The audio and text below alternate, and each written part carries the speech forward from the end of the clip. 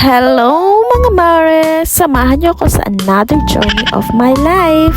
At dahil kailangan kong humanap ng matatambayan hanggang sa makalabas ang aking bata sa school. So tara! At sa aking paglalakad, dito ako napadpad sa Ukayan. Nasaktuhan ko pa 10 piso na lang. Kaya tara na. Buti naman andito ang presyo kung maganda. Sino ka dyan? At dahil nga 10 piso, diba, ang dami rin namimili. Kaya kailangan natin pumili.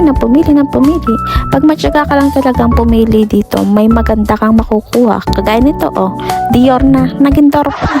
At ito, may nakita ako mga mare, ataking maring Taylor Swift, diba? Saan ka dyan? Talagang tiyaga lang pag-ukay. Kagaya nito, may mga nakikita pa akong branded, diba?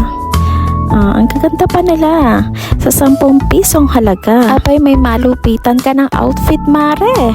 Ma-share ko lang sa inyo mga mare. Dati, nagtitinda rin ako ng mga damit. And sana, hopefully, makapagnegosyo na ulit ako. Diba, mga Mars? May kusyante yun. Pabalik na ako school mga mare dahil lalabas na ang aking bunso. So, kailangan ko na siya sunduin. At syempre, automatic, diretso sa tindahan. Hanggang dito na lang mga Mars. At baka maubusan pa ako ng pamasahe sa batang ito. Lalo na't may pinakitang stars. Bye mga mare. See you on next vlog.